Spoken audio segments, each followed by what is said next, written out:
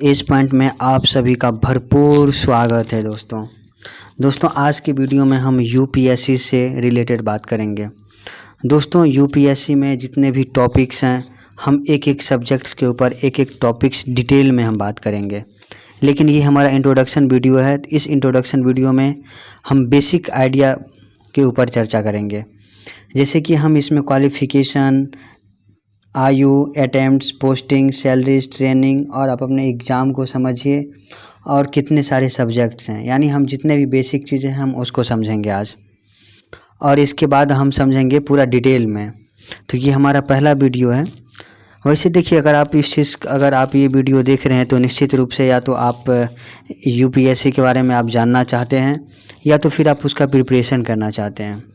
अगर आप प्रिपरेशन करना चाहते हैं तो फिर ये तो बहुत ही अच्छी बात है, लेकिन प्रिपरेशन करने से पहले जो सबसे इम्पोर्टेंट चीज़ है, जो आप लोगों को एंट्री करने से पहले पता होना चाहिए और क्या क्या चैलेंजेस आपको इस एग्ज़ाम के ड्यूरिंग में आएंगे, उन सब चीज़ों के बारे में हम इस पे बात करेंगे। तो इसीलिए सबसे पहले देखिए, यहाँ पे आपको सबसे पहले यहाँ पे 10 क्वालिटीज़ के ऊपर यहाँ पे है। अगर आप किसी भी सिविल सर्विस में अगर आप जाना चाहते हैं तो यहाँ पे hard working, administration, leadership, knowledge, out of boxing thinking, communication skill, honesty, work ethics और ये जितने भी क्वालिटी है, क्वालिटी आपके अंदर तो होनी चाहिए।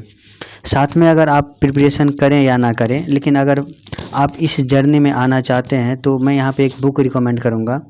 इस बुक में आपको लगभग सारे बेसिक चीज़ के ऊपर बात करेंगे, यानी जितने भी आपको एग्ज़ाम से रिलेटेड जो भी आपको डाउट्स होंगे, ये किताब पढ़ने के बाद आपको ऐसा लगेगा कि आप खुद इस बुक से बात कर रहे हैं। तो इसीलिए ये बुक आपके लिए बहुत ही ज़्यादा इम्पोर्टेंट है। सिर्फ यही बुक नहीं है, हालांकि ये बुक मैं पढ़ा हूँ इसलिए मैं रिकमेंड कर रहा हूँ, लेकिन अगर और भी बुक्स अगर आपको इससे रिलेटेड मिले तो आप पढ़ सकते हैं। ये आपको फ्लिपकार्ट, अमेज़न, आपको हर जगह मिल जाएगा, इंग्लिश और हिंदी दोनों वर्जन में। देखिए, तुरंत ही आप किसी भी एग्ज़ाम को प्रिपरेशन करने के लिए मत भिड़ जाएं। 2-4 यूट्यूब पे वीडियो देखें और किसी से बात किए और हम क्या करते हैं, एग्ज़ाम में भिड़ जाते हैं। जैसे ही हम एग्ज़ाम का प्रिपरेशन स्टार्ट करते हैं, 2 महीना 4 महीना अच्छे से करते हैं, फिर वहाँ से हम क्या करते हैं, पीछे हट जाते हैं। तो इसीलिए हम ये वीडियो बना रहे हैं ताकि जब आप एग्ज़ाम का प्रिपरेशन कर रहे हैं तो आपको बहुत सारे चैलेंजेस से गुजरना पड़ेगा, राइट। तो उन चैलेंजिंग के साथ आपको आगे बढ़ना है। तो देखिए, सबसे पहले आप इतना समझ लीजिए कि अगर आप सिविल सर्विस में अगर आना चाहते हैं तो इसमें आपको कम से कम, अगर आप बहुत अच्छे से प्रिपरेशन कर रहे हैं, आपका बैकग्राउंड भी बहुत अच्छा है, तो कम से कम आपको 2 ईयर तो लगेंगे ही। क्यों लगेंगे? क्योंकि 1 ईयर तो कम से कम आप प्रिपरेशन में देंगे और 1 ईयर इसका एग्ज़ाम का प्रोसेस चलता है। यानी अगर आप पहले से भी अगर आपका सब कुछ प्रिपेयर है, फिर भी आपको 1 साल तो लगना ही है, क्योंकि 1 साल इसका एग्ज़ाम का प्रिपरेशन ही है। फरवरी में इसका फॉर्म भरा था, अभी हम नेक्स्ट पेज में देखेंगे। फिर मेंस देना है, पीटी देना है, फिर इंटरव्यू देना है। कम से कम 1 साल आपको उससे पहले तैयारी करना है। लगभग टोटल 28 प्लस सब्जेक्ट इसमें पूछे जाते हैं। लगभग 2025 नंबर आपको सारे पेपर आपको देने पड़ते हैं। उसके बाद 800 नंबर का आपके पास क्वालिफाइंग पेपर है। तो देखिए, सबसे पहले हम क्वालिफ़िकेशन के ऊपर बात करते हैं। देखिए, क्वालिफ़िकेशन भी 2 तरह के होते हैं। पहला एक एकेडमिक क्वालिफ़िकेशन होता है, यानी आप कितने पढ़े लिखे हैं, पहला। और दूसरा नागरिकता यानी सिटीजनशिप के कौन कौन ये एग्ज़ाम को दे सकते हैं। तो देखिए, सबसे पहले नेशनैलिटी के ऊपर बात करें तो नेशनैलिटी के ऊपर आप लोग तो निश्चित ही इंडिया से हैं, तो ये क्वालिफ़िकेशन तो आप पहले से ही क्लियर कर चुके हैं। यानी इंडिया, नेपाल और भूटान के लोग ये एग्ज़ाम दे सकते हैं। नीचे और भी देख सकते हैं, डिस्क्रिप्शन में अगर आपको पढ़ना है तो पढ़ सकते हैं। आपके लिए जानकारी के लिए बस इतना, अगर आप इंडिया से हैं तो आप ये एग्ज़ाम को दे सकते हैं। दूसरा क्वालिफ़िकेशन के ऊपर बात करें तो the candidate must hold a bachelor degree from a recognised university और institution. There is no specific restriction on type of bachelor degree. Candidates from any field of study are eligible to apply. यानी आपका जो graduation है, यानी आप bachelor degree अगर complete किए हुए हैं, मात्र 33% से अगर आप पास हैं तो आप इस एग्ज़ाम में आप बैठ सकते हैं, राइट। चाहे बीए हो, बीकॉम है, बीएससी है, बीटेक, इंजीनियर, डॉक्टर, लॉयर, किसी भी फील्ड में है, अगर आपके पास बैचलर डिग्री है और रिकॉग्नाइज्ड यूनिवर्सिटी से, तो आप इस एग्ज़ाम के लिए एलिजिबल हैं देने के लिए, राइट। तो पहला चीज़ तो पहला चीज़ तो आप क्लियर कर लिए कि आप इंडियन हैं। दूसरा, अगर आप बैचलर डिग्री हैं तीसरा हम एज के ऊपर बात कर लेते हैं और आप कितने अटैम्प्ट दे सकते हैं। The candidates age must be at least 21 years of the August first of the examination year. इसका मतलब कि आप जिस साल भी एग्ज़ाम दे रहे हैं तो उस साल अगस्त फर्स्ट से आपका एज मिनिमम 21 ईयर होना चाहिए, राइट। अब ईयर का भी देखिए क्या है, एज का क्या है कि कैटेगरी के ऊपर यहाँ पे है। अगर आप जनरल से हैं तो आप 21 से और 32 साल तक आप इस एग्ज़ाम को दे सकते हैं। टोटल 6 बार आप एग्ज़ाम दे सकते हैं। अगर आप ओबीसी से हैं तो 21 से 35 ईयर तक आप दे सकते हैं। टोटल 9 अटैम्प्ट्स दे सकते हैं। अगर एससी एसटी से हैं तो 21 से 37 एज तक आप दे सकते हैं और अनलिमिटेड अटैम्प्ट है। और पीडब्ल्यू से हैं, हैंडीकैप्ड हैं, तो उसका भी अलग अलग है। 45 अगर पीडब्ल्यू हैं ओबीसी में 45 और 47, तो आप 47 ईयर तक आप दे सकते हैं, 21 से लेके और 47 ईयर तक। और यहाँ पे भी आपके पास अनलिमिटेड अटैम्प्ट है, राइट। देखिए मैंने आपको इससे पहले क्या बताया था। चलिए यहाँ पे आप पहला क्वालिफ़िकेशन अगर आप एलिजिबल हैं इस एग्ज़ाम में बैठने के लिए तो देखिए 1 साल का हम ड्यूरिंग आपको दिखाते हैं। देखिए इस एग्ज़ाम में एंट्री करने से पहले आपको कुछ फैक्ट्स आपको पता रहना अति आवश्यक है। तो वही फैक्ट्स के ऊपर मैं आपको बता रहा हूँ कि देखिए अगर हम 2022 के पेपर को देखें, यानी यूपीएससी के 2022 के पेपर को अगर हम ध्यान से देखेंगे, if we see calendar 2022 calendar date of notification 2222, यानी कि 2 फरवरी को नोटिफिकेशन आया था यूपीएससी के तरफ से, जो कि 22 फरवरी तक शाम 6 बजे तक आप क्या करते हैं, इस फॉर्म को फिल कर सकते हैं। यानी आपके पास लगभग 20 दिन का समय था, राइट। आपका फॉर्म का जो फ़ी होता है वो 100 रुपया होते हैं। अब date of commencement of examination, जो पीटी का जो एग्ज़ाम हुआ था वो 5 तारीख को हुआ था, 5 जून को हुआ था एग्ज़ाम, राइट। कब हुआ था? 5 जून को एग्ज़ाम हुआ था। देखिए फरवरी में फॉर्म आ रहे हैं, 5 जून को पीटी का एग्ज़ाम हो रहा है। उसके बाद देखिए फिर 16 सितंबर से, यानी 5 दिन फिर इसका मेंस का एग्ज़ाम होता है।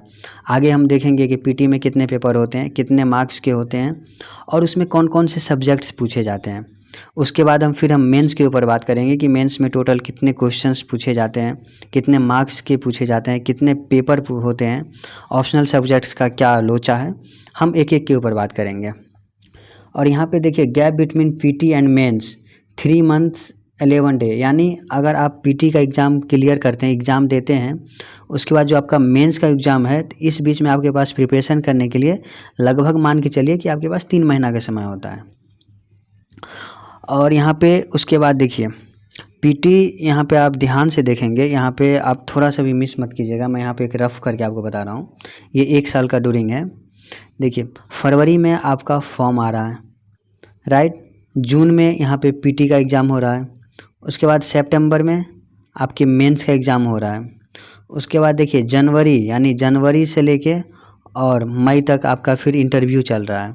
और इसी मई में फिर आपका लगभग उसके 5-10 दिन के बाद आपका फाइनल रिजल्ट आ जाते हैं। तो आप खुद देखिए यहाँ फरवरी से फॉर्म आ रहा है और फरवरी में आपका इंटरव्यू भी चल रहा है। यानी इसका एग्ज़ाम का प्रिपरेशन तो 1 साल आपका है ही, साथ में जो एग्ज़ाम में जब आप एंट्री करते हैं तो भी आपका 1 साल है। अब देखिए इसका इंटरव्यू जो हुआ था वो भी 3 फेज़ में हुए थे। यानी पहला फेज़ जो था वो 30 जनवरी से 10 मार्च के बीच में हुआ था, यही 2023 में इसी जनवरी फरवरी में बता रहा हूँ। उसमें 1026 स्टूडेंट का इंटरव्यू हुआ था। जो सेकेंड फेज़ हुआ था 13 मार्च से 21 अप्रैल तक, उसमें 918 स्टूडेंट का इंटरव्यू हुआ था। और उसके बाद थर्ड फेज़ में जो इंटरव्यू हुआ था 24 अप्रैल से 18 मई तक, यानी टोटल 582 स्टूडेंट का इंटरव्यू हुआ था, यानी टोटल 2526 स्टूडेंट का इंटरव्यू हुआ था। तो आप यहाँ पे देखिए कि फरवरी से नोटिफिकेशन आता है और मई तक इसका प्रोसेस चलता है। और जैसे ही आपका फाइनल रिजल्ट आता है उसके 4-5 दिन के बाद फिर से आपका एग्ज़ाम स्टार्ट हो जाता है नए ईयर का। अगर आप इस 2022 के एग्ज़ाम हुआ है किसी भी ईयर को देख लीजिए, लेकिन हम 1 साल अभी पीछे लेके चल रहे हैं आपको करेंट ईयर में, कि देखिए 2022 के एग्ज़ाम को अगर आप एनालाइज़ करेंगे तो 11.5 लाख स्टूडेंट फॉर्म को फिलअप किए थे। जिसमें 5,73,735 स्टूडेंट एक्चुअली एग्ज़ाम हॉल में गए थे एग्ज़ाम को देने के लिए, जिसमें 5,73,000 स्टूडेंट गए थे देने के लिए, जिसमें 13,090 स्टूडेंट पीटी को क्या किए थे, क्रॉस किए थे, यानी पीटी निकाले थे। उसके बाद जो मेंस का जो एग्ज़ाम हुआ था, इस 13,000 स्टूडेंट अब क्या करेंगे, मेंस का एग्ज़ाम देंगे। मेंस का जो एग्ज़ाम हुआ था 13,000 जो स्टूडेंट दिए हैं, तो उसमें मात्र 2529 बच्चों का सिलेक्शन हुआ है, किसमें, मेंस में, राइट। उसके बाद देखिए जब ये इंटरव्यू देने जा रहे हैं, तो इंटरव्यू देने के बाद फाइनल इनका कितना 1,000 समथिंग 1,000 कुछ सीट हैं, 1,011। यानी आप यहाँ पे देखिए, आप यहाँ पे अगर ध्यान से देखेंगे, टोटल 11.5 लाख स्टूडेंट फॉर्म को फिल कर रहे हैं। दूसरी बात, 6 लाख स्टूडेंट लगभग एग्ज़ाम में बैठ रहे हैं। 13,000 स्टूडेंट लगभग पीटी एग्ज़ाम क्लियर कर रहे हैं। उसके बाद 3,000 स्टूडेंट लगभग मेंस एग्ज़ाम दे रहे हैं, ठीक है। उसके बाद जो इंटरव्यू 3,000 स्टूडेंट देखते हैं, तो फाइनल सिलेक्शन 1,011 स्टूडेंट का होता है।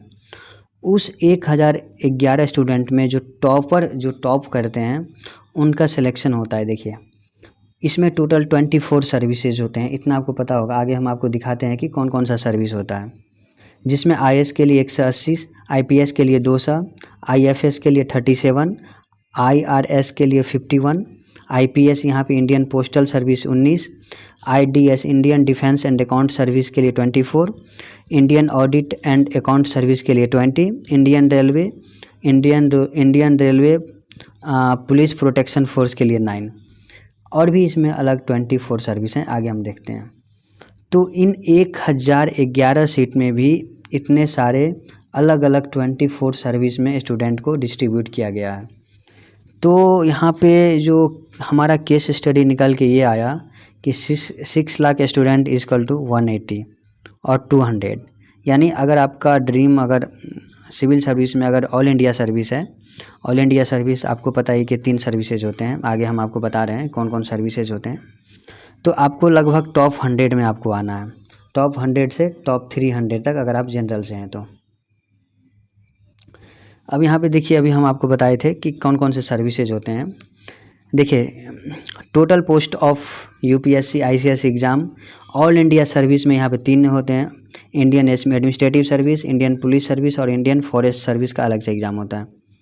ग्रुप ए सर्विस यहाँ पे है, Indian foreign service, Indian audit and account service, Indian civil service, Indian civil account service, Indian corporate law service, Indian defence account service, Indian defence estate service,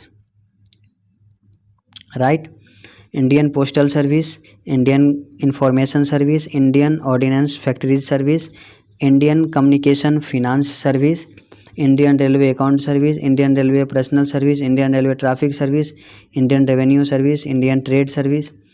उसके बाद railway protection force.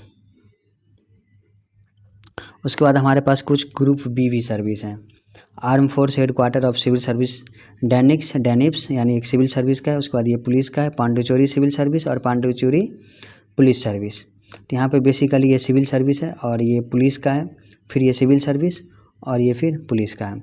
यानी total ये हमारे पास 24 services हैं UPSC civil service में। अगर आप इसका ट्रेनिंग के ऊपर बात करें तो देखिए, जब आप मैं आपको यहाँ पे क्या बता रहा था,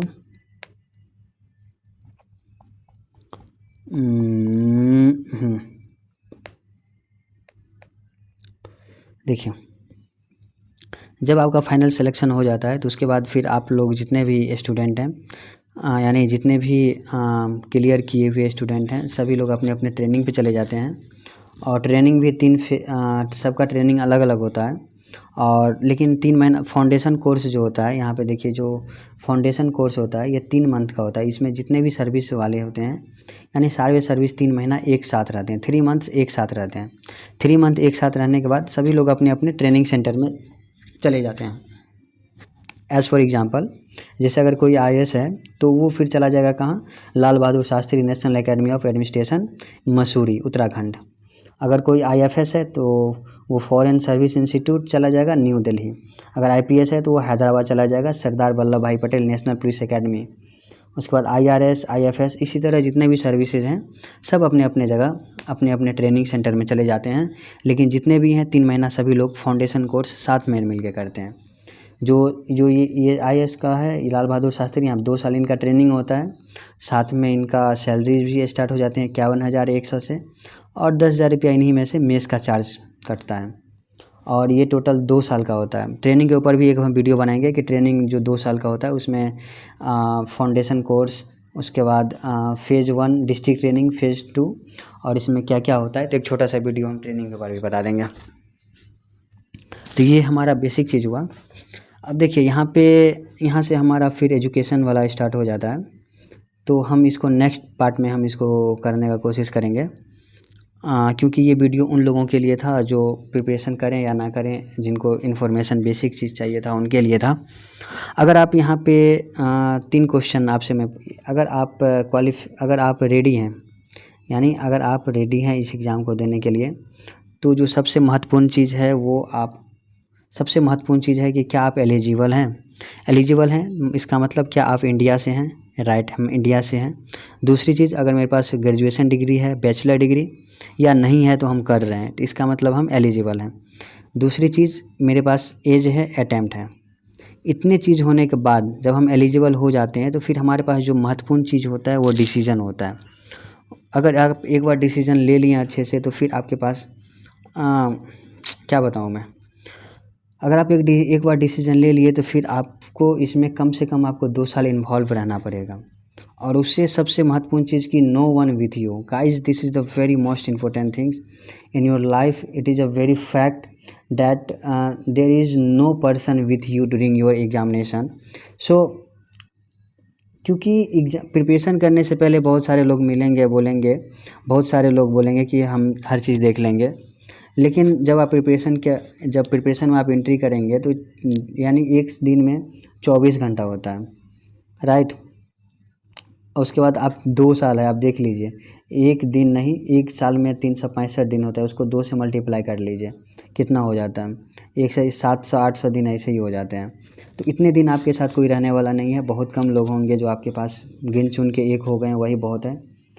ड्यूरिंग आपको बहुत सारे डिस्ट्रैक्शन आएंगे, बहुत सारे प्रेशर, स्ट्रेस, कॉन्सिस्टेंसी का प्रॉब्लम, फाइनेंशियल प्रॉब्लम आएगी, इतने सारे प्रॉब्लम आएंगे। अगर आप लोग रेडी हैं इन सब प्रॉब्लम के साथ, तो फिर आइए हम दूसरे वीडियो में हम देखेंगे कि इस चीज़ का प्रिपरेशन हम कैसे करें। यानी जो हमारा नेक्स्ट वीडियो होगा उसमें हम सिलेबस के ऊपर बात करेंगे, टाइम मैनेजमेंट के ऊपर बात करेंगे, ऑप्शनल के ऊपर बात करेंगे। देखिए यहाँ पे हम एक ग्राफिक, नो योर एग्जामिनेशन, यानी हम यहाँ पे देखिए the UPSC civil service examination consist of 3 stages. उसके बाद फिर हम प्रीलिम्स, मेंस, इंटरव्यू फिर कैसे होते हैं, यहाँ से हम पूरा पढ़ाई के ऊपर हम बात करना स्टार्ट कर देंगे। देखिए यहाँ पे पूरा ग्राफ बना हुआ है कि किस में कितने सब्जेक्ट्स होते हैं, कितने नंबर के होते हैं, आपका सिलेबस क्या है, आपको कौन कौन से वेबसाइट पे जाके सर्च करना है, आपके पास कौन कौन से कंटेंट रहना ज़रूरी है, राइट। तो फिर मिलते हैं दूसरे वीडियो में आप लोगों के साथ, तब तक के लिए जय हिंद।